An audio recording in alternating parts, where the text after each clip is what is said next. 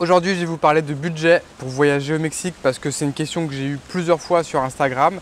Et du coup, je voulais répondre à toutes ces personnes qui se demandent combien coûte la vie ici au Mexique. Déjà, pour commencer, si tu vas aller au Mexique, il va falloir prendre l'avion.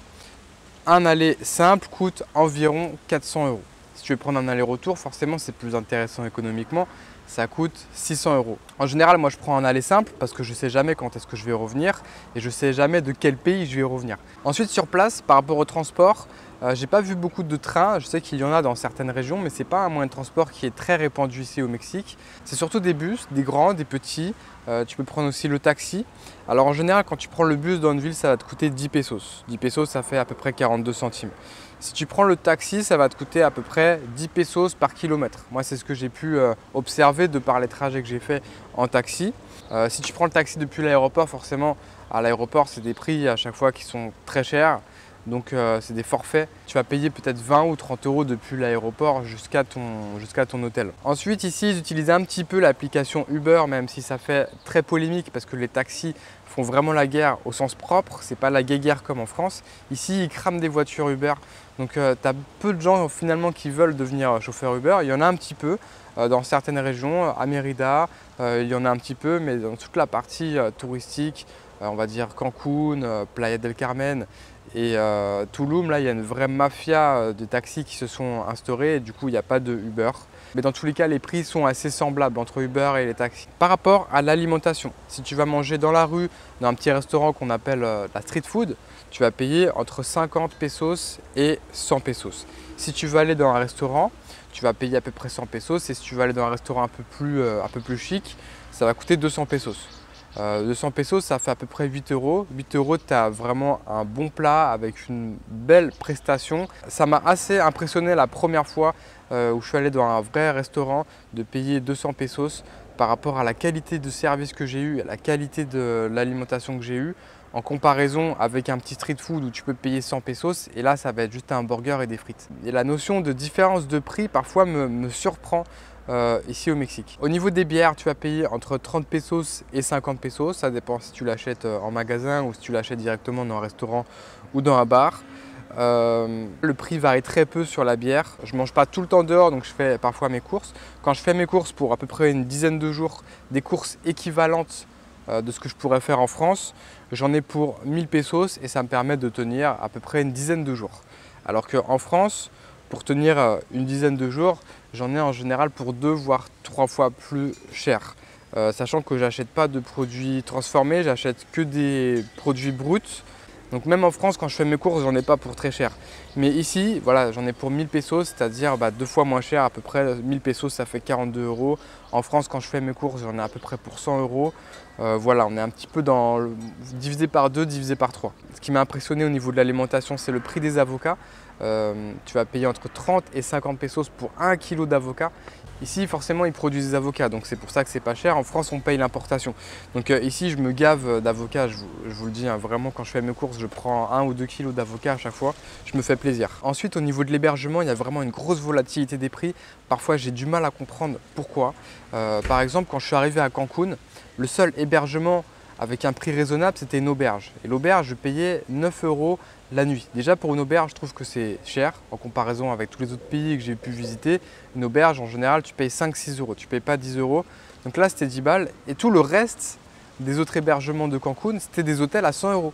Donc j'avais le choix entre soit une auberge à 10 balles, soit un hôtel à 100 euros. Et là, je me suis dit, mais dans quel pays j'arrive là? Là, je ne comprenais pas. Là. Et puis après, je suis arrivé dans la ville de Playa del Carmen. En général, pour avoir un petit appartement ou une chambre privée, voilà, tu payes 20-30 euros dans le centre-ville. Mais dès que tu t'écartes un petit peu du centre-ville, tu peux avoir des logements très bien pour une dizaine d'euros. Donc moi, en général, je m'héberge pour 10-15 euros partout dans le monde. Partout. Vraiment, je trouve toujours des solutions. Mais des fois, voilà, ici, tu vas payer 10 euros, 15 euros, tu vas avoir un truc pourrave, vraiment un truc nul. Et dans une autre ville, pour 10-15 euros, tu vas avoir un hôtel de luxe. Vraiment, j'ai du mal à piger. En fait, les Mexicains pensent que les touristes sont riches et des fois, ils vont pratiquer des prix exorbitants, comme par exemple à Tulum ou à Cancun, où tu vas avoir le prix moyen de l'hôtel qui sera entre 100 et 200 euros.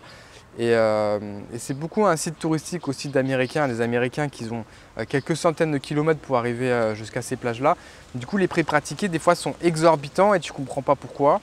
Des fois, tu vas dans un restaurant, pareil, le prix va être exorbitant, tu ne vas pas comprendre pourquoi, alors que c'est un truc normal que d'habitude, tu payes 50 pesos. D'un coup, ça va être 300 pesos. Voilà, il faut rester vigilant ici au Mexique, plus que la plupart des pays, parce que c'est facile de claquer rapidement son argent si on ne fait pas attention. Tu as des prix qui peuvent être exorbitants sans aucune raison, surtout dans les zones touristiques. Au niveau du tabac, le tabac ici, le paquet coûte à peu près 60 pesos, ce qui fait 2,50 €. Les marques locales coûtent 20 pesos ou 30 pesos, ça fait à peu près 1 €. Et puis si tu veux recharger ton internet, c'est la première fois il va falloir que tu achètes la carte SIM en plus de tes données internet. Donc tu vas en avoir pour une vingtaine d'euros. Et puis après pour recharger, tu vas avoir pour 10 € par mois à peu près, avec un forfait où tu auras Instagram, WhatsApp et Telegram en illimité. Et puis après tu auras un petit peu d'internet, il me semble dans les 5 gigas, voilà. En général, ça suffit parce que, en général, dans ton hébergement, tu as accès à Internet. Donc, 5 gigas pour le mois, ça suffit pour faire les petits trucs dans la rue. Voilà, si tu veux utiliser Google Maps, des trucs simples comme ça suffit largement. Par rapport aux activités touristiques, ici, dans la région où je suis, la principale activité, ce sont les pyramides et les cénotes. En général, les cénotes, tu vas payer 100 pesos. Ça m'est arrivé d'en payer 60 pesos, ou 120 ou 150 pesos. Mais voilà, en général, ça va être 100 pesos la cénote. Ensuite, par rapport aux pyramides, des fois tu as des pyramides qui sont pas payantes, qui sont comme ça plantées au milieu de la ville. Si tu as vu mes vidéos, tu vas voir que j'ai visité des pyramides où j'ai pas dépensé 1 €. Elles sont juste dans la ville et tu peux monter dessus, tu peux faire ce que tu veux. Il n'y a personne pour surveiller.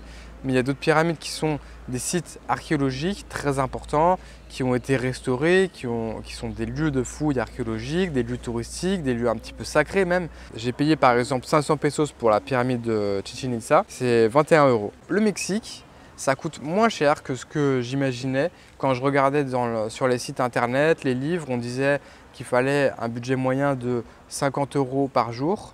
Moi, je ne suis pas très dépensier, je m'en sors à peu près autour de 20 €, parfois 30 €, mais je pense que si je fais une moyenne, je suis à 20 € par jour. Et si vous voulez apprendre à voyager comme je le fais depuis 3 ans, c'est-à-dire comment j'ai pu financer mon voyage, comment je fais pour vivre avec 20 € par jour, comment maîtriser l'aspect financier du voyage pour pouvoir voyager des mois, voire des années, je vous ai créé un programme qui s'appelle Nomade 2.0 et je vous mets le lien en description. Je pense que ça peut en aider plus d'un à partir pour voyager très longtemps. Si j'avais eu ce programme-là avant de partir voyager, forcément j'aurais fait des économies énormes sur les premiers mois de mon voyage avant de comprendre toutes les petites techniques que j'ai pu mettre en place par la suite. Si vous avez d'autres questions, n'hésitez pas à me demander dans les commentaires, je vous répondrai. Si vous avez aimé la vidéo, n'hésitez pas à mettre un petit like ou un commentaire, ça permettra d'aider le référencement de ma chaîne YouTube. Si vous n'êtes pas abonné, vous pouvez vous abonner, ça vous permettra de suivre toutes les prochaines vidéos. Sur ce, je vous laisse et je vous dis à dimanche prochain. Ciao, ciao!